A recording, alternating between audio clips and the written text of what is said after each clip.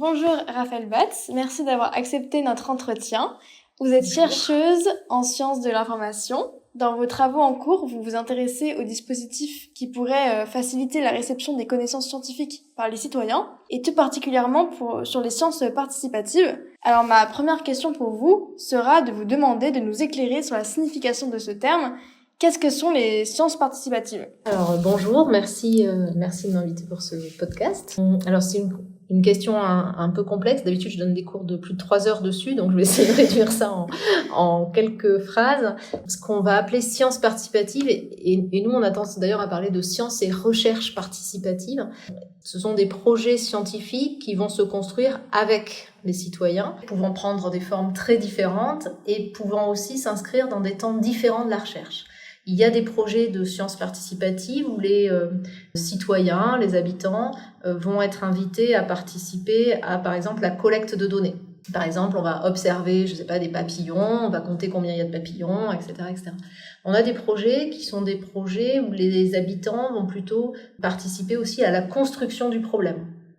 Et puis donc, selon l'endroit où il se situe, dans la construction, dans la co-construction et la participation, parfois on va utiliser d'autres termes. Alors, on va parler par exemple de sciences collaboratives pour celles où on a une participation, très centrée sur la collecte de données. On va avoir sciences parfois participatives, voire sciences citoyennes, voire parfois extreme citizen science, pour parler de ces projets dans lesquels les habitants ont vraiment... ils sont là parfois dès l'origine, avec une co-construction de problèmes, une co-construction de protocoles, des collectes de données ensemble, mais aussi de l'analyse ensemble, et parfois jusqu'à l'écriture, etc., etc. Après, même en disant ça, je couvre pas l'ensemble de ce qu'il y a dans les sciences participatives, parce qu'on peut aussi analyser les sciences participatives par une sorte d'analyse par objectif. C'est ce qu'ont fait des auteurs qui s'appellent Wiggins et Croston, qui ont fait un article en 2011 qui est vraiment assez fondamental pour moi, et qui définissent, par exemple, que il y a des projets qui sont ce qu'ils appellent un peu d'action locale, où il y a déjà des habitants ou des citoyens qui sont mobilisés, un peu une forme d'activisme autour d'un problème, genre une ZAD par exemple, et on a des chercheurs qui vont travailler avec eux pour obtenir des données, pour alimenter, la réflexion autour de ces projets. On a des projets qui sont plutôt des projets de conservation, notamment conservation des espèces, de la faune, de la flore.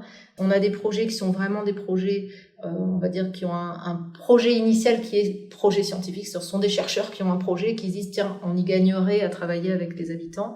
Et on a des projets qui sont d'abord pédagogiques, c'est-à-dire qu'il s'agit aussi, à travers cette participation, de transmettre des connaissances aux enfants, aux scolaires notamment, sur le processus scientifique, etc.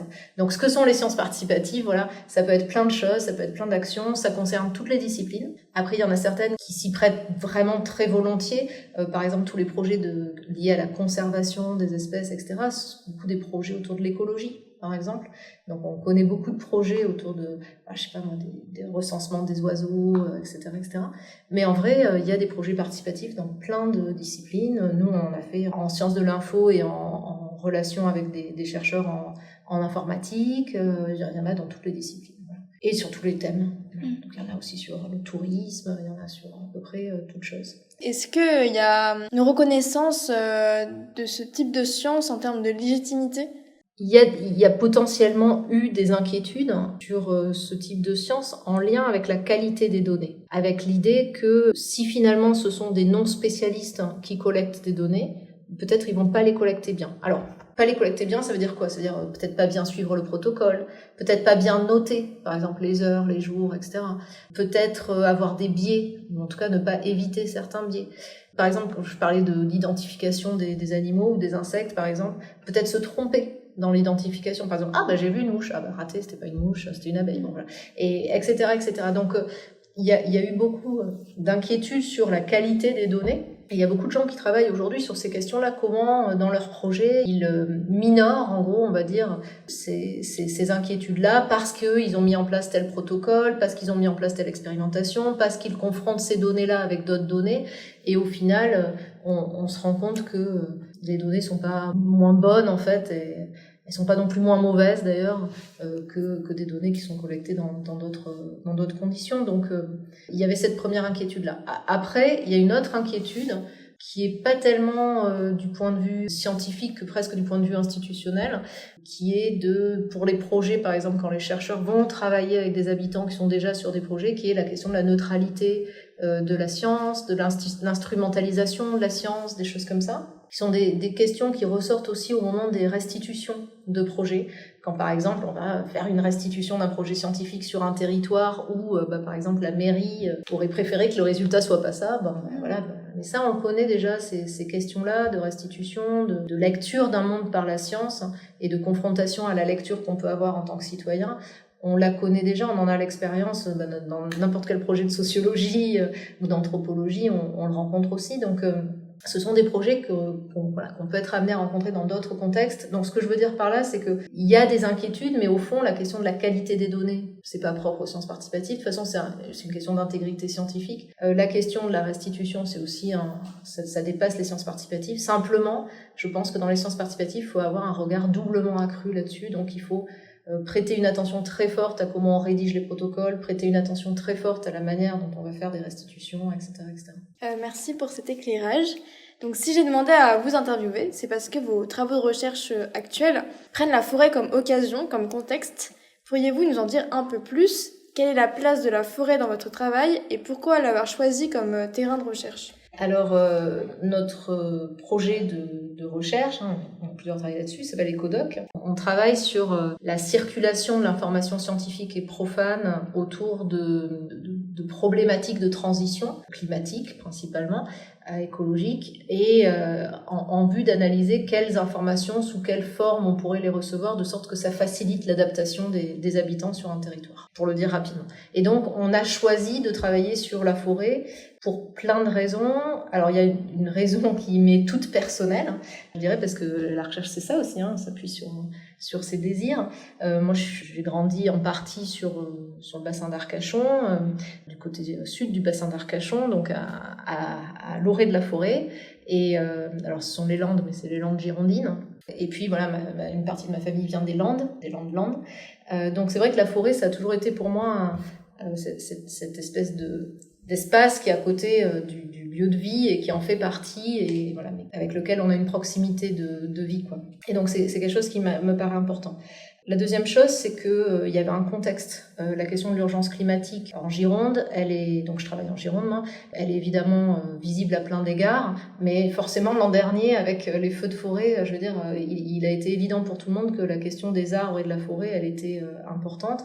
Et puis de toute façon, ça faisait déjà un moment qu'il y avait des politiques de plantation d'arbres, etc. dans la métropole. Donc on avait quand même tout un contexte favorable, je dirais, à travailler sur la question soit de la forêt, soit de l'arbre, mais toujours de cette relation entre l'arbre et la ville, ou les forêts urbaines, ou voilà, des choses comme ça. Il y a aussi une question de contexte, je dirais, institutionnel, qui est que j'appartiens à l'Université de Bordeaux, dans laquelle il y a des recherches importantes qui sont menées sur les forêts et les arbres en ville notamment.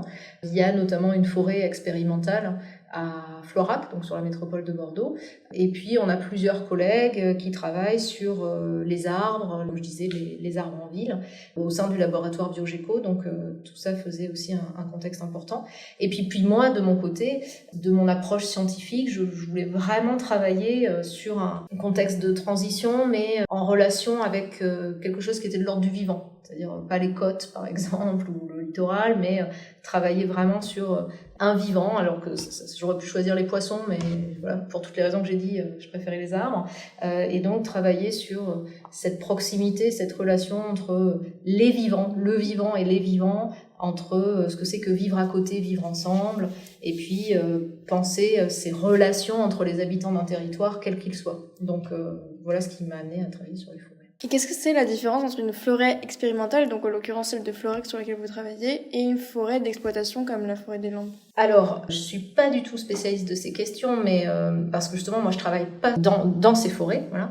La forêt expérimentale, c'est une forêt à Florac qui a été assez peu, je vais dire peut-être un mot faux, les collègues me corrigeront, mais je veux dire anthropocisé. C'est-à-dire qu'il y a eu peu d'action de l'homme dessus, en fait, depuis un certain temps. Voilà. C'était une forêt qui était à côté. Une forêt ancienne. Qui n'a pas Oui, été c'est une gérée forêt. depuis Voilà. 1850. C'est ça, voilà.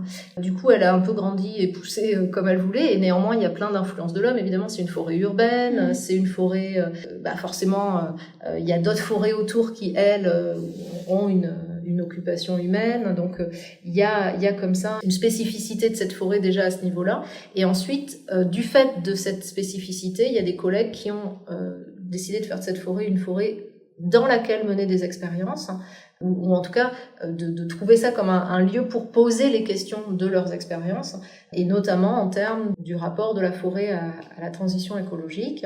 Donc, quel est l'effet de la forêt sur un monde qui vit une transition écologique, donc là en l'occurrence la métropole de Bordeaux, mais aussi quel est l'effet de la transition écologique sur cette forêt-là, et de pouvoir y expérimenter des choses, quoi. Donc prendre des mesures, etc., sur un temps long.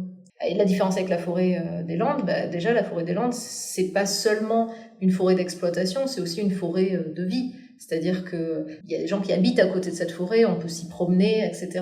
La forêt expérimentale de Florac, on ne peut pas s'y promener comme ça. C'est une forêt qui est fermée, qui est réservée à l'étude. Voilà la différence entre les deux. Ce podcast, il a pour thème la forêt des Landes, et vous provenez d'une formation philosophique, comme vous me l'avez dit dans nos entretiens préparatoires. Et donc, vous m'avez dit que vous accordez une importance particulière à l'attention qui s'exerce sur un objet. Donc, pour vous, qu'est-ce qu'elle serait l'attention idéale à porter à la forêt des Landes, qui est, selon certains, un peu trop anthropique, comme le mot que vous avez utilisé tout à l'heure. Donc voilà, quelle serait l'attention idéale à porter à la forêt des Landes ? C'est une question compliquée parce que je pense qu'il y a plusieurs types d'attention qu'il faut porter. Peut-être un point sur la forêt des Landes pour moi. Comme je dis, j'ai un attachement fort puisque j'ai grandi vraiment derrière chez moi, c'était la forêt, quoi. Alors la forêt des Landes girondines, mais la forêt des Landes. Donc j'ai un attachement tout personnel et très fort à cette forêt. Et bien qu'elle soit un lieu d'exploitation, un lieu donc effectivement on peut considérer que c'est une forêt qui a été conçue pour pouvoir avoir du bois, c'est une forêt qui produit du bois dont on a besoin pour plein de choses. On pourrait la trouver d'une certaine manière assez désincarnée, loin de discussions qu'on a pu avoir toutes les deux autour de la notion d'existence juridique de la forêt. Et néanmoins, d'abord, toute forêt, il y a de la vie, ne serait-ce que les arbres, mais je veux dire, il y a tout le reste de la vie. Donc c'est un lieu de vie, il y a les animaux, il y a les autres plantes, etc.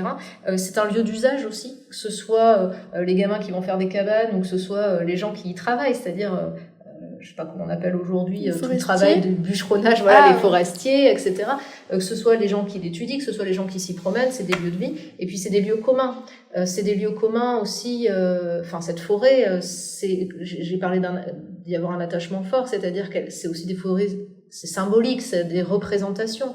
Cette forêt, elle a un sens pour les gens qui y habitent, elle représente quelque chose des modalités d'habiter sur ce territoire. Donc même si c'est une forêt dont on pourrait considérer qu'elle est d'abord exploitée, en fait pour moi c'est loin d'être là, c'est loin d'être ça en fait. Donc déjà je pense qu'il faut avoir un peu idée que une forêt n'est jamais que l'usage qu'on en fait, quand bien même je dirais moi j'y fais des cabanes, ce n'est jamais ça la forêt quoi. Et quand bien même on dit j'y coupe des arbres pour faire du papier, c'est jamais que ça la forêt.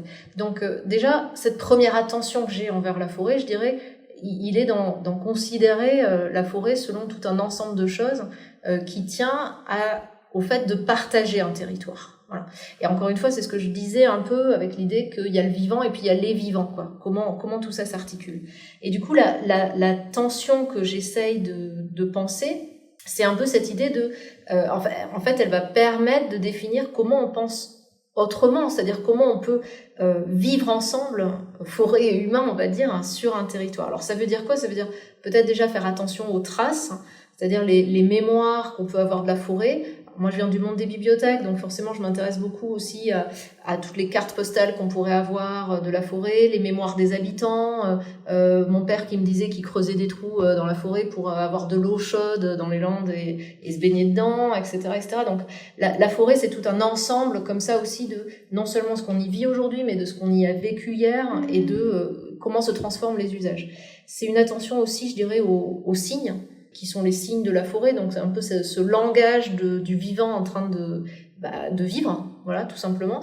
Ça implique aussi de connaître la forêt. Ça, c'est quelque chose qui est compliqué, c'est d'apprendre la forêt. Alors, vous allez me dire, la forêt des Landes, c'est principalement des pins. Bon, voilà, une fois qu'on a identifié un pin, on connaît un pin. Mais en vrai, il y a évidemment plein d'autres espèces. Et puis même, un pin, c'est quoi? Comment ça fonctionne un pin? Qu'est-ce que ça dit de... Bon, par exemple, moi, je viens du bassin d'Arcachon, et forcément, il y a un truc qui me fascine, et je le dis partout où je vais, mais moi, voir un pin qui sort du sable, j'adore. Voilà, ça fait partie de cette espèce de mythologie que j'ai autour de ce que peut être un arbre, et ce que peut être un arbre là où moi j'habite, qui me paraît essentiel. Alors, la question, elle vaut pour cette forêt, mais elle vaut pour celle aussi où il y a beaucoup plus d'espèces, peut-être. C'est aussi quel rapport on a à connaître cette forêt, c'est-à-dire identifier ce qui s'y passe, mais aussi identifier les différentes espèces. Et ça, c'est les attentions aux signes, c'est aussi ça. Il y a l'attention, je dirais, à d'autres types de signes qui sont aussi les données, finalement, ce que l'arbre nous dit, quoi. C'est-à-dire, il a chaud, il a pas chaud, etc. Ce type de choses que les scientifiques vont réunir, alors les scientifiques, mais aussi les forestiers, d'ailleurs tous les gens qui travaillent au quotidien des arbres et qui sont capables de dire ce qu'il advient de cet arbre, alors, ce que l'arbre dit de ce qu'il est en train de se passer. Voilà, on peut aller parler à des forestiers et des scientifiques qui vont être capables de nous dire comment cette forêt est en train d'évoluer, qu'est-ce qui se passe. Alors sur cette forêt-là, c'est particulier, mais sur des forêts de chênes, par exemple, dont on voit qu'elles se déplacent petit à petit, tout doucement et tout doucement, mais néanmoins, mais dans lesquelles aussi on va voir arriver des insectes qu'on voyait pas avant. On va voir arriver, par exemple, des punaises, des choses comme ça, qui vont arriver, des prédateurs, des choses comme ça qui n'étaient pas là avant. Tout ça, en fait, c'est ce que dit la forêt, ce que dit le vivant, et il faut avoir attention à tout ça. Et puis, je dirais qu'il faut avoir attention aussi à ce que je vais appeler les communs, c'est-à-dire l'ensemble de ce qu'on peut produire autour de la forêt, que ce soit des textes. Il y a des gens qui écrivent sur la forêt, il y a des gens qui habitent à côté de la forêt, qui vont produire des choses, qui vont construire des récits de la forêt. Donc ça peut être des mémoires, mais pas seulement, c'est aussi des choses qui sont plus artistiques ou pas d'ailleurs, enfin artistiques, tout dépend ce qu'on appelle, en tout cas culturelles, et qui relèvent de quelque chose qui est partagé et partageable. Voilà. Ce que je veux dire par là, c'est qu'à travers toutes ces attentions, on touche à des enjeux de mémoire, des enjeux d'éducation, des enjeux de culture, et qui vont, pour moi, s'exprimer dans différentes questions qui vont être de comment on écrit la forêt, comment on lit la forêt. Et quand je dis comment on lit, je veux dire comment on lire la forêt, le verbe lire, mais aussi comment on lit au sens de lier la forêt. Et ça, pour moi, c'est pour ça que je travaille là-dessus, c'est-à-dire comment on fait du lien, comment on relie tous ces ensembles de savoirs, les traces, les langages, les données, ces écrits comme ça, ces récits, et comment en fait on va entrer en transition par cette circulation des informations, et non seulement des informations, mais aussi des lieux qui en sont les lieux de production, que ce soit la forêt elle-même, que ce soit les bibliothèques, que ce soit les écoles, que ce soit l'université, etc. Et donc c'est à la fois une circulation, je dirais, temporelle et spatiale, quoi.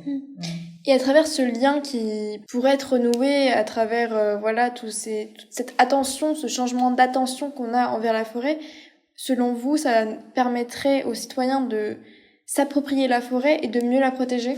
Alors oui, je pense qu'il y a un enjeu d'adaptation fort là, mais je ne l'énoncerai pas en disant que ça permet aux citoyens de mieux vivre la forêt. Je pense que ça permet vraiment plutôt aux citoyens de mieux vivre sur un territoire sur lequel il y a une forêt. Voilà.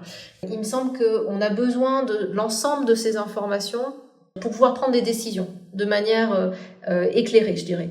Donc c'est s'adapter, oui, mais c'est une adaptation, si vous voulez, qui va pas sacrifier à des idéaux d'émancipation. C'est-à-dire on a besoin, pour pouvoir prendre des décisions sur des territoires qui sont dans de telles transitions, en fait, on a besoin de prendre des décisions qui vont être à l'écoute de tout ce qui est mu par cette transition.